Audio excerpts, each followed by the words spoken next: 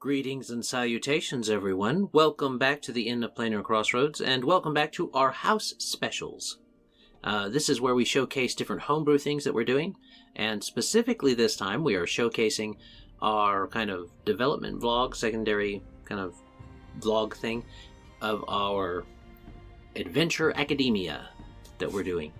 So hopefully this will turn into a printable PDF for people to use with their kids or their group, or become something that can be used that way for education and introductions to math and problem solving and different things using the tabletop medium.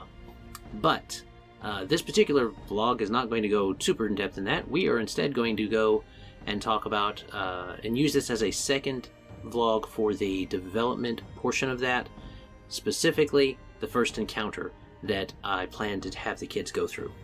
Now, first, a little recap for the group, so for tips and things like that, for whether it's a parent wanting to discuss and use this with their homeschooling their kids, or if it's a teacher wanting to use it in the classroom, or if it is just the kid wanting to be like, oh, he's gonna change that about it or something.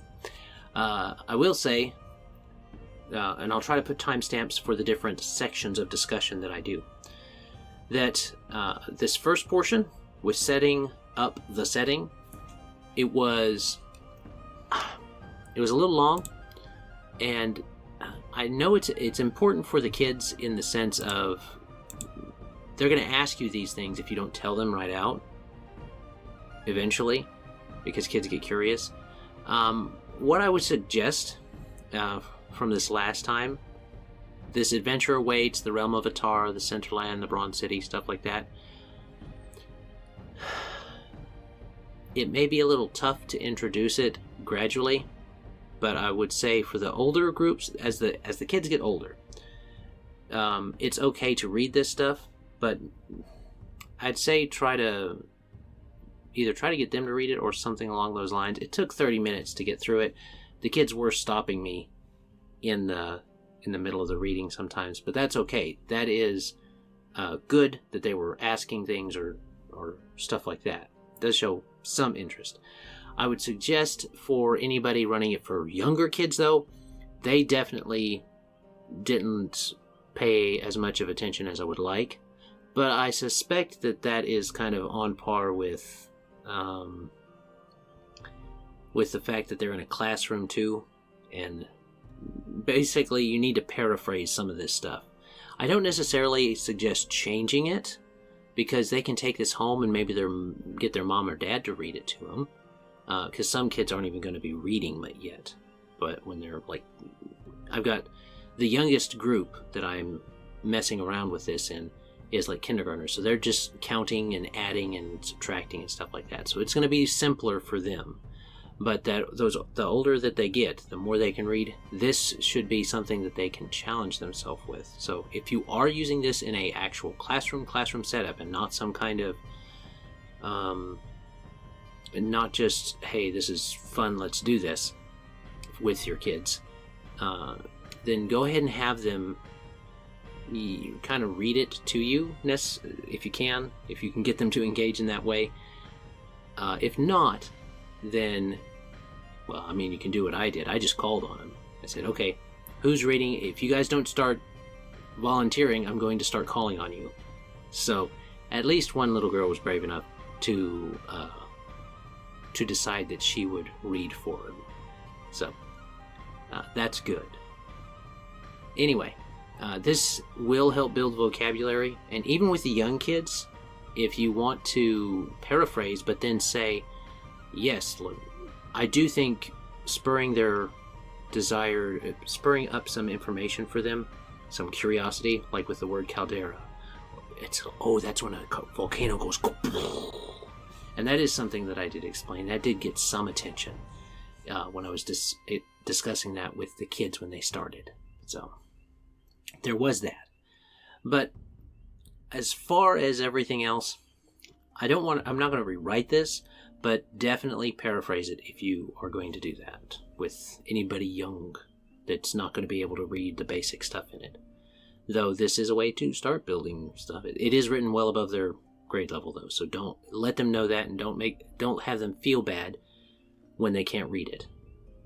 Make that known to them that this is above your grade level. Don't worry about it if you can't read it. It's above your grade level. I'm giving it to you so you can have everything that the big kids have. And I think that did temper some of their boredom with it, but we'll see. We'll see next time. But you'll see that the encounter this time is not nearly as text dense for what we need to do. But this whole part with the draw your things here type of situation, that worked out well. That did go over quite well. As far as these character sheets and stuff, these are plenty big. In the next version, I may condense these even further with their font and stuff, because once you print them out, maybe expand these over here. Once you print these out, they are plenty big enough and they offer plenty of room for referencing and stuff like that. The younger kids, if they don't, one way you could build the vocabulary up by having them look at these is write on the board, and this is what I'm going to do next time. I'm going to write on the board what I want them to look for, like guard, toughness, resolve. I had to walk the younger group through this by going guard, and have them, they would look for the G instead of the whole word. And I'm going to change that this next time, where it's going to have this word. This is what the word looks like. G-U-A-R-D. Look for that word. And so on and so forth. And that just builds up vocabulary in a natural way. So don't necessarily oversimplify it and get rid of these things. Just there's an idea in exercise, physical exercise, which is where some of my background comes from health and wellness, of SAID, which is specific adaptation to impose demands. If you expect them to look on their sheets, to look on the paper and find a word and find a number and tell you what this says, and getting them to read 1d6 or 2d8, that working through that terminology took a little time, and that's why it took each of the instances are about 45 minutes to an hour, so each of those little class segments. So the older class got it a bit faster, of course, but the younger class had to be walked through. And this time, it was good I had an assistant. I was glad that I had an assistant in the second one for sure, because she was able to help point out with them on different things while I was trying to get them moving, not to spend too much time talking about. One of the kids said that, but all goblins are undead, but all goblins are dead. I was like, I've never heard that. You'll have to show me. Because I could be wrong, but I just didn't know what lore he was talking about. So he can show me if he's watching. He can show me. So Wilhelm, Remigius, I had them use, to get them used to it, I said pick something. Now this is something I would change. Don't have them pick. Just say, okay, we're going to look at Remigius, or we're going to look at Wilhelm, or we're going to look at Maximilian. They thought Maximilian was funny. Everybody liked the idea of a mage. But I think other people picked something like Wilhelm to try and vary up their decisions on what they wanted to pick and see.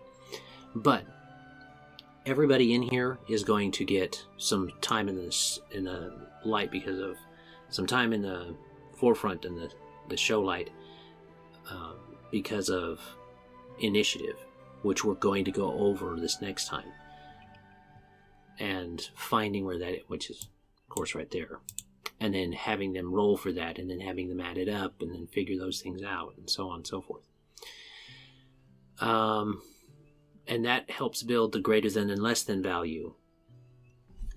That's getting ahead of myself, though.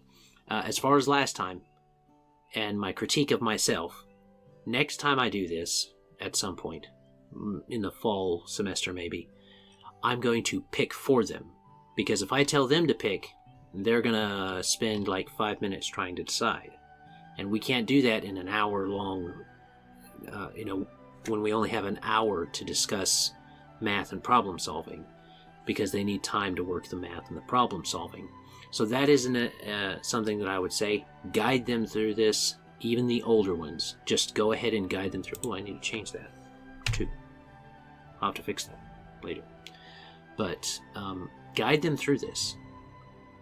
In that first moment, especially in that first one, guide them through it. And say, okay, now look at this character. Find this attribute. And try to keep your terminology right. So when I said, look for his agility, well, I have to tell them, look under his attributes for agility.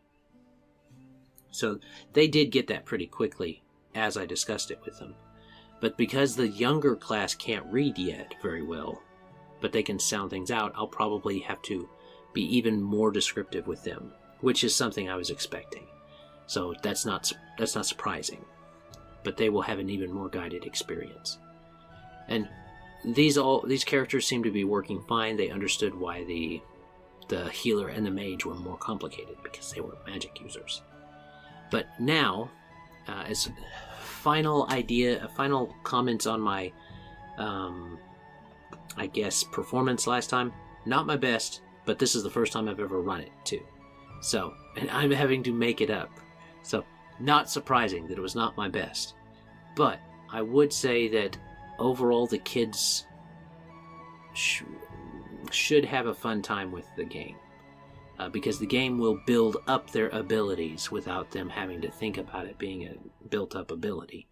They'll be able to get stronger in math and definitely in their reading comprehension, as well as referencing and the skill of referencing, the skill of looking at categories, the skill of looking at tables and information. Information gathering, I guess you would say, as a whole, they will get better at by doing this. So, Lord willing, that'll work out for them well, and I'll give you an update this next time. So, let's go on to the next encounter, or the first encounter, really. So I've decided to put them as episodes, so that maybe the kids will think of them like that.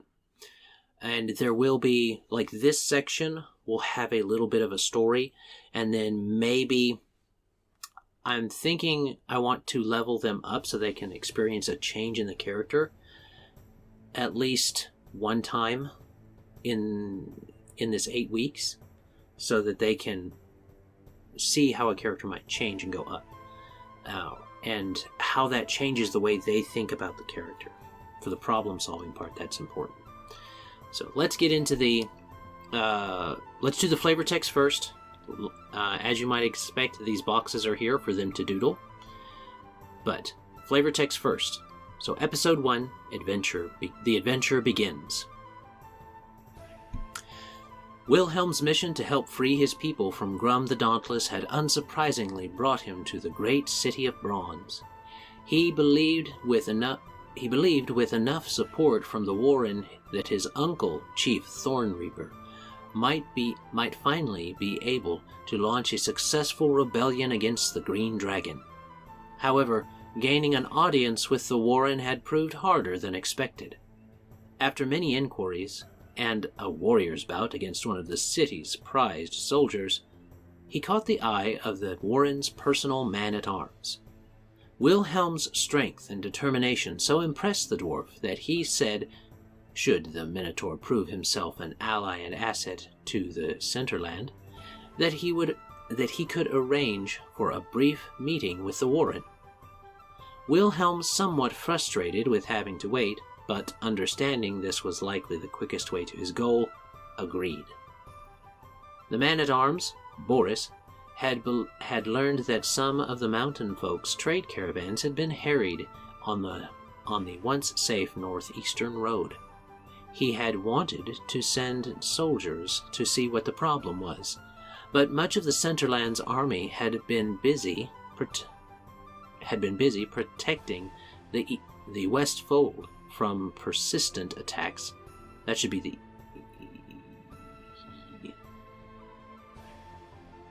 West Fold. Okay, the West Fold.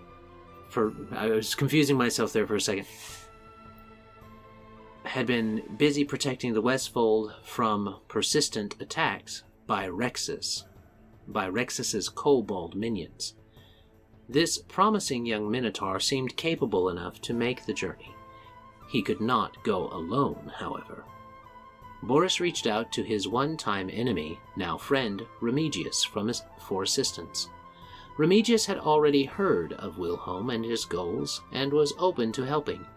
After just a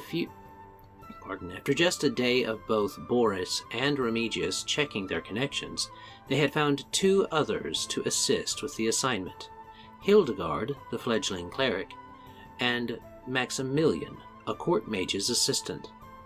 Hildagarde had only recently finished her training in the Temple of Light, but had proven herself very skillful in her use of the healing arts.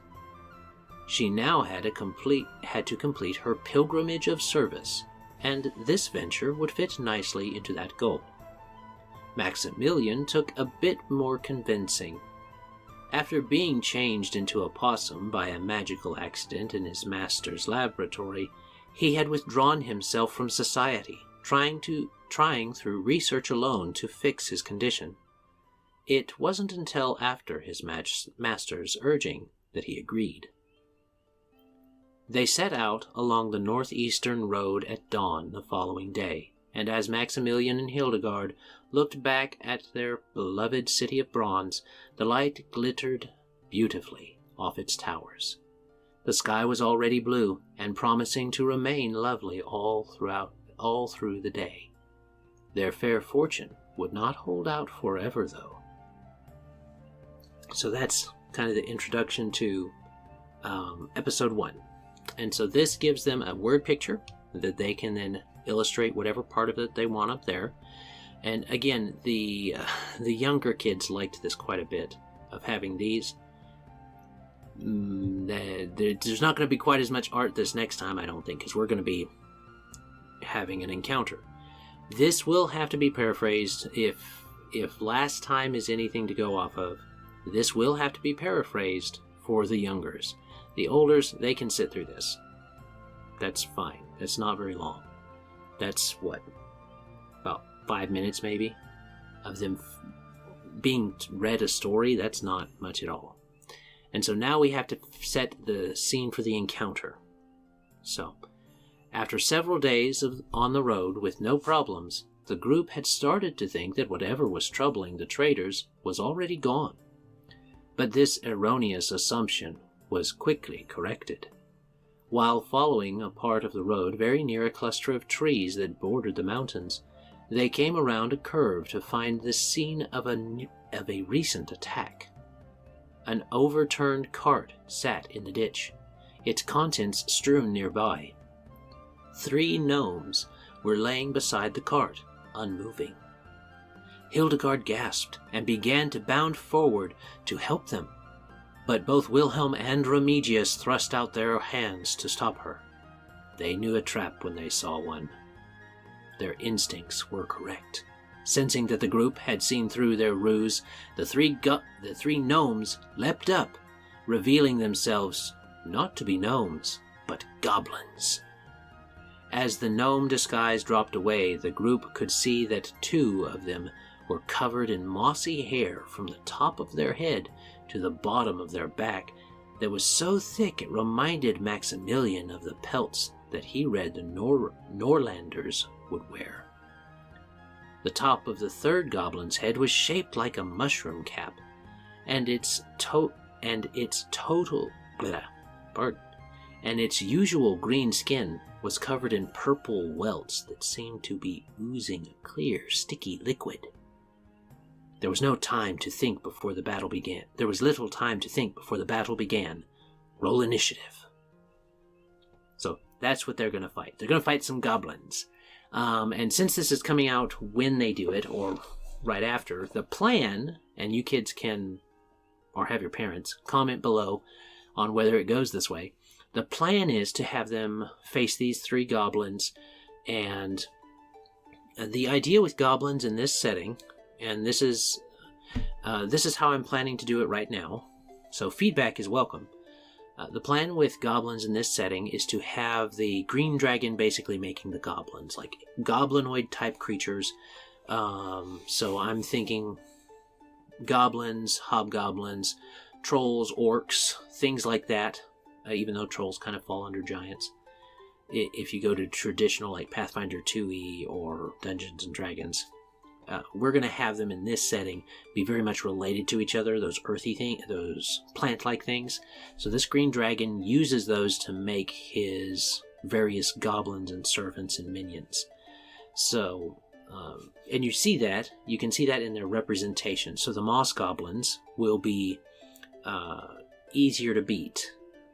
I'll give them a little more armor class because they're more melee focused, but they're going to be easier to beat, and then they're going to have be aided by a mushroom goblin, that's why his head is misshapen like a mushroom, almost like he's wearing a cap, a big round wide-brimmed cap.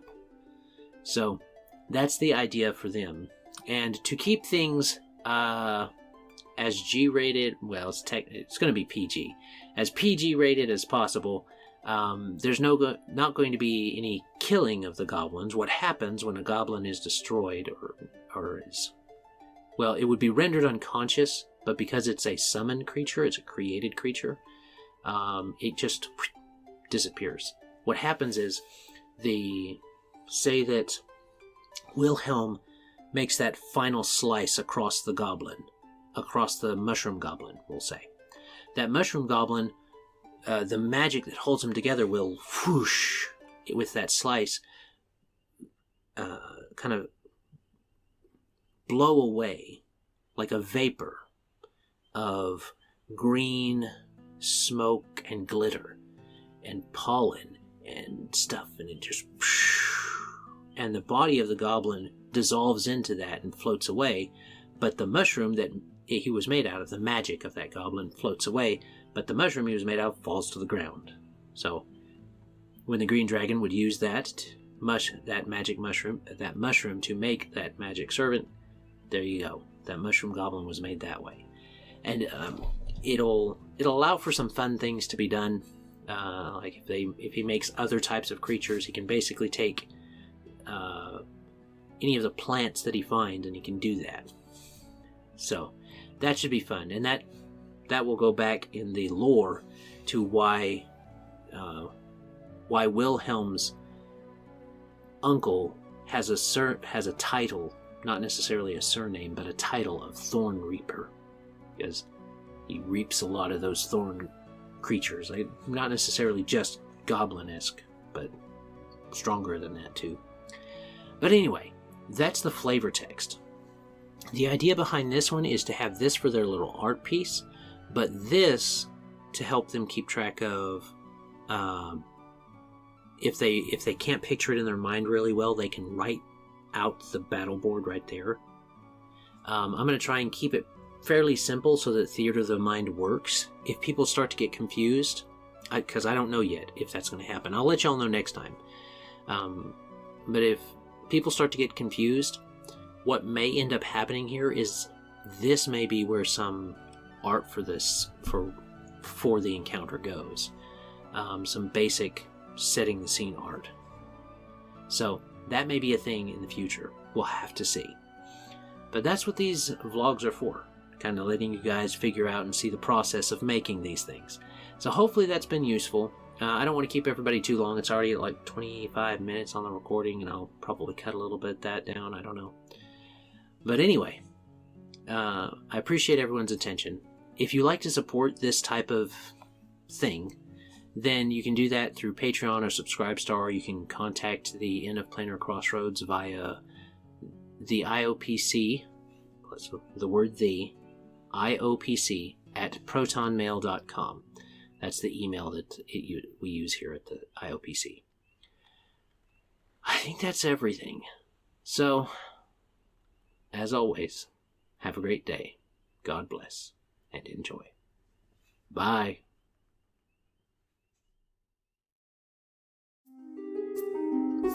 This content was made possible by travelers and viewers like you. Thank you.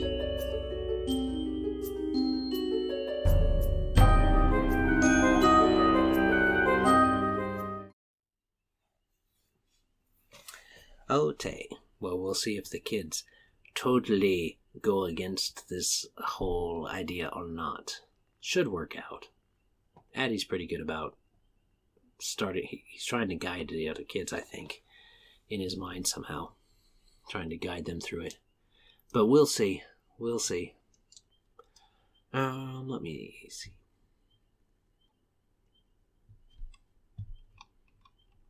Alright. Goblins are plants. Rexus's kobolds are made out of stuff. Oh, if you're watching the bloopers or the outtakes, hey, you get Rexus's kobolds. They're made out